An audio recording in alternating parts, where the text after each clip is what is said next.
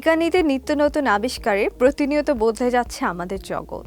প্রযুক্তি উন্নয়নে বদলে যাচ্ছে দেশ, বদলে যাচ্ছে গতানুগতিকতা, বিবর্তন ঘটছে মানুষের জীবনধারায়।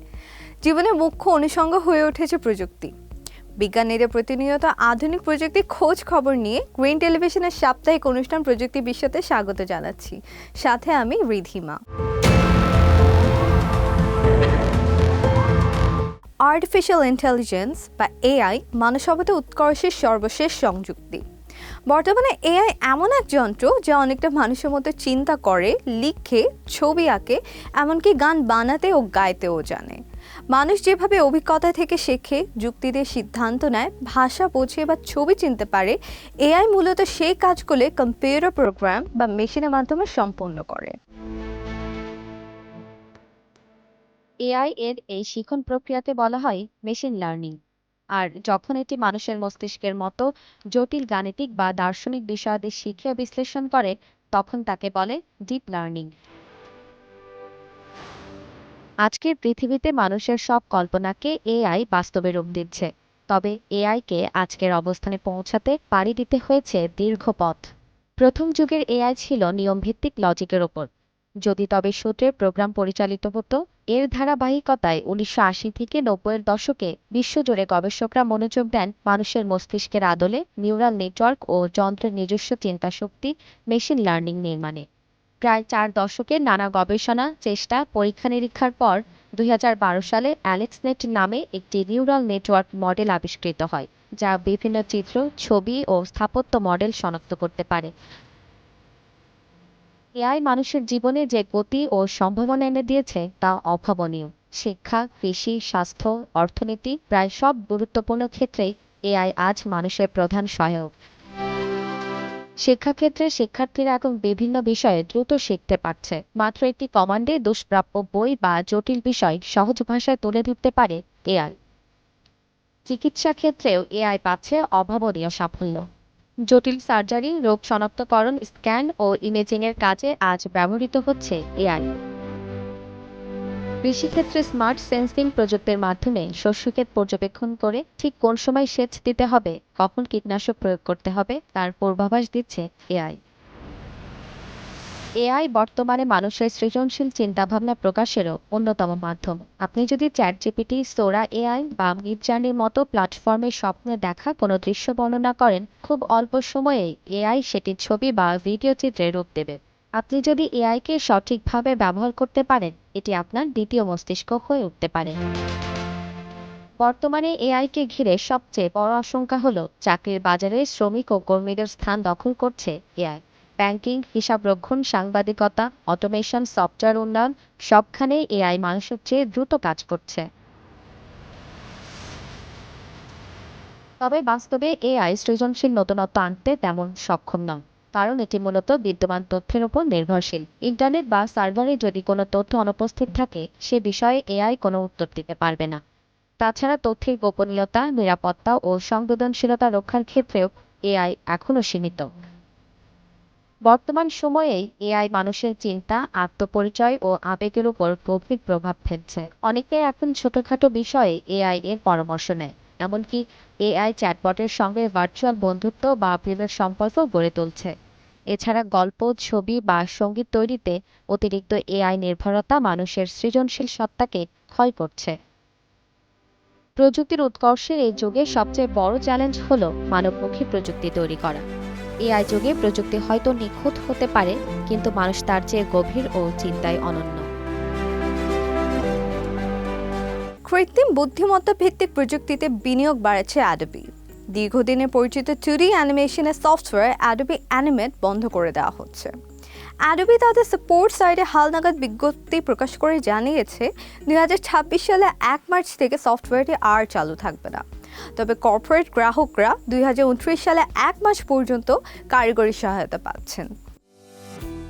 অ্যাডোবির ঘোষণায় ব্যবহারকারীদের মধ্যে অনেকেই হতাশা প্রকাশ করেছেন সামাজিক যোগাযোগ মাধ্যমে। কেউ কেউ সফটওয়্যারটি ওপেন সোর্স করে দেওয়ার অনুরোধও জানিয়েছেন। অ্যাডোবি ২৫ বছরের বেশি সময় ধরে অ্যানিমেশন জগতে সমৃদ্ধ করেছে, কিন্তু প্রযুক্তির ধারা বদলাচ্ছে। নতুন প্ল্যাটফর্ম ও পদ্ধতির ব্যবহারকারীদের চাহিদা ভালোভাবে পূরণ করছে। অ্যাডোবির বর্তমান মনোযোগ এখন এআই সমৃদ্ধ পণ্যের দিকে। অ্যানিমেট সেই নতুন দিক নির্দেশনার সঙ্গে আর মানানসই নয়। অ্যানিমেটের পূর্ণ বিকল্প হিসেবে নির্দিষ্ট কোনো সফটওয়্যারও সুপারিশ করতে পারেনি অ্যাডোবি। ক্রিয়েটিভ ক্লাউড প্রো গ্রাহকরা অন্য অ্যাডোবি অ্যাপে ব্যবহার করে অ্যানিমেটের কিছু কাজের বিকল্প পেতে পারেন। আর সহজ অ্যানিমেশন ইফেক্টের জন্য অ্যাডোবি এক্সপ্রেস কাজে লাগতে পারে। অ্যাডোবি জানিয়েছেন যাদের কম্পিউটার সফটওয়্যার ইতিমধ্যে ইনস্টল করা আছে তারা আপাতত ব্যবহার চালিয়ে যেতে পারবেন। 2026 সালে চীনা নববর্ষ বিশ্বমঞ্চে ঐতিহ্য ও অত্যাধুনিক প্রযুক্তির এক অনন্য মেলবন্ধন ঘটিয়েছে। ইংরেজি, স্প্যানিশ, ফরাসি, আরবি, রুশ সহ 85টি ভাষার টেলিভিশন ও অনলাইন প্ল্যাটফর্ম এবং বিশ্বের 200টিরও বেশি দেশে গণমাধ্যমের সহযোগিতায় অনুষ্ঠানটি সম্প্রচার করা হয়েছে। চীনা চান্দ্রপঞ্জিকা অনুযায়ী অশ্ববর্ষ চীনা সংস্কৃতিতে ঘোড়া আত্ম উন্নয়ন, অধ্যবসায় ও অগ্রগতির প্রতীক। 1983 সাল থেকে সম্প্রচারিত হয়ে আসা এই গালা এখন বিশ্বব্যাপী চীনা পরিবারগুলোর পুনর্মিলনী উৎসবের অবিচ্ছেদ্য অংশ। এবারের গালার অন্যতম বড় আকর্ষণ কৃত্রিম বুদ্ধিমত্তা নির্ভর AIGC প্রযুক্তির ব্যবহার। হাজার হাজার ঘোড়ার সম্মিলিত দৌড়ের দৃশ্য ডিজিটাল প্রযুক্তির মাধ্যমে মঞ্চে জীবন্ত করে তোলা হয়েছে। অ্যাক্রোব্যাটিক পরিবেশনাও বিজ্ঞান ও প্রযুক্তির অভিনব ব্যবহার দর্শকদের মুগ্ধ করেছে। ঐতিহ্যবাহী কসরতের সঙ্গে আধুনিক ভিজুয়াল প্রযুক্তি যুক্ত হওয়ায় দর্শকরা একই সঙ্গে সাংস্কৃতিক ঐতিহ্য ও প্রযুক্তিগত সৌন্দর্যের নতুন অভিজ্ঞতা পেয়েছেন। প্রায় 3 দশক ধরে গালার সমাপনী গান হিসেবে পরিবেশিত হয়ে আসা অবিস্মরণীয় আজকের রাত গানটিও এবছর আধুনিক প্রযুক্তির ছোঁয়ায় নতুন আঙ্গিকে উপস্থাপন করা হয়েছে। 2026 সালের গালা শুধু সাংস্কৃতিক অনুষ্ঠান নয়, বরং প্রযুক্তির বাস্তব প্রয়োগের প্রদর্শনী হয়ে উঠেছে। সিএমজির স্টুডিওতে 4 ধরনের হিউম্যানয়েড রোবট কাজ করছে। কেউ মঞ্চে পারফর্ম করছে, কেউ নেপথ্যে সেবা দিচ্ছে। গ্যালাক্সি জেনারেল, সংয়ান ডায়নামিক্স, ইউশু টেকনোলজি এবং ম্যাজিক অ্যাটম এই 4 প্রতিষ্ঠানের রোবট একসঙ্গে মঞ্চে অংশ নিয়েছে। এটি শুধু প্রযুক্তি প্রদর্শনী নয়, বরং জাতীয় পর্যায়ের হিউম্যানয়েড রোবট উন্নয়ন কৌশল বাস্তবায়নের একটি বাস্তব উদাহরণ। গালার মঞ্চ থেকে শিল্পক্ষেত্রে রোবটের বিস্তৃত প্রয়োগের সম্ভাবনা তুলে ধরা হয়েছে। চীনের উত্তরাঞ্চলের শহর হারবিন, বরফ শহর নামে পরিচিত এই শহরের মঞ্চ তৈরি হয়েছে বরফ ও তুষার দিয়ে। হারবিন আইস ওয়ার্ল্ডে নির্মিত মঞ্চে বড় প্রযুক্তিগত পর্দা না থাকলেও বরফের স্বচ্ছতা ও আলো ছায়ার অনন্য সমন্বয় দর্শকদের এক বিশেষ আবহ উপহার দিয়েছে। সব মিলিয়ে 2026 সালের চীনা বসন্ত উৎসব গালা শুধু একটি সাংস্কৃতিক অনুষ্ঠান নয়, এটি প্রযুক্তিগত উদ্ভাবনের এক অনন্য সম্মিলন।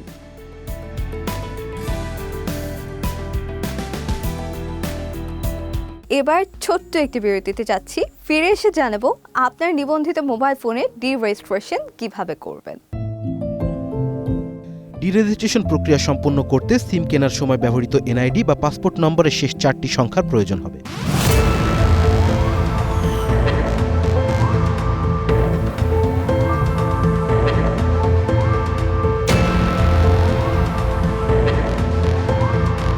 বিরতির পর আবারও ফিরে এলাম প্রযুক্তি বিশ্বতে। দর্শক চলুন এবার আমরা জেনে নেই আপনার নিবন্ধিত মোবাইল ফোনের ডি-রেজিস্ট্রেশন প্রক্রিয়া সম্পর্কে। বিটিআরসির স্পেকট্রাম বিভাগ থেকে প্রকাশিত এক বিজ্ঞপ্তিতে জানানো হয় 1 জানুয়ারি 2026 থেকে ন্যাশনাল ইকুইপমেন্ট আইডেন্টিটি রেজিস্টার সিস্টেমটি পূর্ণাঙ্গভাবে চালু করা হয়েছে। এর আওতায় নেটওয়ার্কে সচল সব মোবাইল ফোন স্বয়ংক্রিয়ভাবে নিবন্ধিত হয়েছে। নিজের নামে নিবন্ধিত মোবাইল ফোনের সিম কার্ড পরিবর্তন করতে কিংবা অন্য কাউকে ব্যবহার করতে দিতে হলে অবশ্যই মোবাইল ডি-রেজিস্ট্রেশন করতে হবে। চলুন জেনে নেই ব্যবহৃত মোবাইল ফোন ডি-রেজিস্ট্রেশন করবেন কিভাবে। ডি-রেজিস্ট্রেশন প্রক্রিয়া সম্পন্ন করতে সিম কেনার সময় ব্যবহৃত এনআইডি বা পাসপোর্ট নম্বরের শেষ 4টি সংখ্যার প্রয়োজন হবে। এনআইআর পোর্টালে লগ ইন করে ড্যাশবোর্ডে যেতে হবে। তালিকা থেকে ডিভাইস নির্বাচন করতে হবে। ডি-রেজিস্ট্রেশনে ক্লিক করুন এবং প্রয়োজনীয় বিবরণ দিয়ে ডি-রেজিস্ট্রেশন প্রক্রিয়াটি সম্পূর্ণ করতে হবে। মোবাইলের কল অপশনে যেয়ে ডায়াল করুন *16161#। এরপর ডি-রেজিস্ট্রেশনের অপশনে ক্লিক করে প্রক্রিয়া সম্পূর্ণ করুন। ডি-রেজিস্ট্রেশনের ক্ষেত্রে গ্রাহক তার ফোনে যে সিমটি ব্যবহার করছেন তা অবশ্যই নিজের এনআইডি দিয়ে নিবন্ধন হতে হবে। ক্লোন বা ডুপ্লিকেট ইএমইআই নাম্বার যুক্ত হ্যান্ডসেট ডি-রেজিস্ট্রেশন করার ক্ষেত্রে অতিরিক্ত তথ্য হিসাবে পরবর্তী ব্যবহারকারী সিম নম্বর দিতে হবে। ডি-রেজিস্ট্রেশন সংক্রান্ত বিস্তারিত তথ্য জানতে ওয়েবসাইট btrc.gov.bd ভিজিট করুন অথবা বিটিসিআর কল সেন্টার 100 অথবা সংশ্লিষ্ট মোবাইল অপারেটরের নিকটস্থ কাস্টমার কেয়ার সেন্টার থেকেও সহায়তা নেওয়া যাবে। মোনার্ক জাতের প্রজাপতির বৈচিত্র্যময় জীবন রহস্য ও গতিপথ উন্মোচনে নতুন এক পদ্ধতি অবলম্বন করতে যাচ্ছেন মার্কিন বিজ্ঞানীরা। প্রজাপতি পাখায় ট্র্যাকিং ডিভাইস বসিয়ে অনুসরণ করা হবে গতিপথ। সেলুলার প্রযুক্তির ছোট ট্যাগগুলো মানচিত্রে প্রজাপতি চলাচলে সুনির্দিষ্ট পথ ফুটিয়ে তুলতে পারে। হলদে ডানার কালো ডোরাকাটা দাগ বিশিষ্ট বড় জাতের প্রজাপতি মোনার্ক, যাদের গতিপথ রহস্যে ঘেরা। শীতকাল কাটাতে তারা পাড়ি দেয় হাজার হাজার মাইল পথ। কানাডা ও উত্তর আমেরিকা থেকে স্থানান্তরিত হয়ে সুদূর লাতিন আমেরিকার দেশ মেক্সিকোই জায়গা করে নেয়। এই দীর্ঘ যাত্রাপথে তারা কোথায় যায়, কোন কোন পথ ব্যবহার করে এবং কিভাবে স্থানীয় প্রজাপতি থেকে নিজেদের আলাদা করে রাখে, তা ঘিরে রয়েছে হাজারো প্রশ্ন। সেই রহস্যের জট খুলতে গবেষণা করে যাচ্ছেন যুক্তরাষ্ট্রের প্রিন্সটন এবং মায়ামি বিশ্ববিদ্যালয়ের একদল বিজ্ঞানী। মোনার্ক জাতের প্রজাপতির পিঠে ক্ষুদ্র ও হালকা ওজনের রেডিও ট্যাগ বসাতে যাচ্ছেন গবেষকরা। এসব ডিভাইস পোকামাকড়ের ভ্রমণের সময় অবস্থানের তথ্য ও গতিবিধি নজরদারির সুযোগ করে দেবে। ট্যাগগুলো সেলুলার ট্র্যাকিং টেকনোলজি দ্বারা তৈরি। এতে ব্লুটুথ সিগন্যাল ও ছোট সৌর প্যানেল ব্যবহার করা হয়েছে, যা ব্যাটারি ছাড়াই তথ্য পাঠাতে সক্ষম। আশপাশে থাকা যে কোনো রিসিভার, এমনকি স্মার্টফোনও এই সিগন্যাল শনাক্ত করতে পারে। এই প্রযুক্তির ফলে ট্যাগগুলো প্রজাপতির পুরো জীবনকাল জুড়ে কার্যকরভাবে কাজ করতে সক্ষম। ট্যাগ থেকে পাওয়া তথ্য ইন্টারঅ্যাক্টিভ মানচিত্রে দেখানো হয়, যেখানে প্রজাপতিগুলোর চলাচলের সুনির্দিষ্ট পথ স্পষ্টভাবে ফুটে ওঠে। এতে মোনার্ক প্রজাপতিগুলো কিভাবে পথ খুঁজে পায়, কোথায় থামে এবং পরিবেশগত উপাদান অভিবাসনে কী প্রভাব ফেলে সে বিষয়ে গুরুত্বপূর্ণ ধারণা পাওয়া যায়।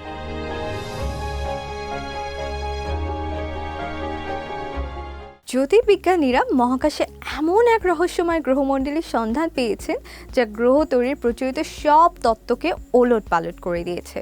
সাধারণত কোনো তারার কাছে থাকে পাথুরে গ্রহ ও দূরে থাকে গ্যাসীয় গ্রহ, তবে পৃথিবী থেকে দূরে এক তারাকে ঘিরে আবর্তিত এই জগৎটি যেন সম্পূর্ণ উল্টোভাবে তৈরি হয়েছে, যেখানে গ্যাসীয় গ্রহদের ছাড়িয়ে পাথুরে গ্রহ তৈরি হয়েছে।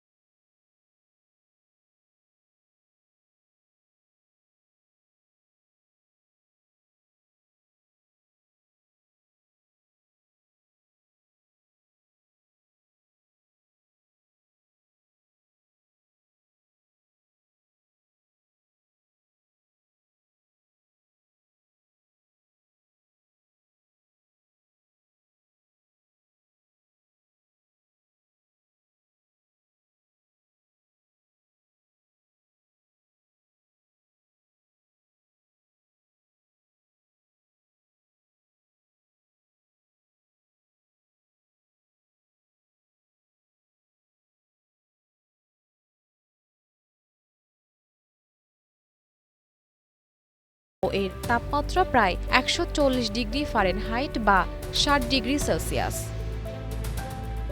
গ্রিন টেলিভিশনের সাপ্তাহিক অনুষ্ঠান প্রযুক্তি বিশ্বতে আজ এই পর্যন্তই। আগামী সপ্তাহে ফিরে আসবো প্রযুক্তি আরও নতুন নতুন উদ্ভাবনের খবর নিয়ে। আর সে পর্যন্ত গ্রিন টিভি নিউজ ও অন্যান্য আয়োজন দেখতে চোখ রাখুন আমাদের ওয়েবসাইট, ইউটিউব ও ফেসবুকে।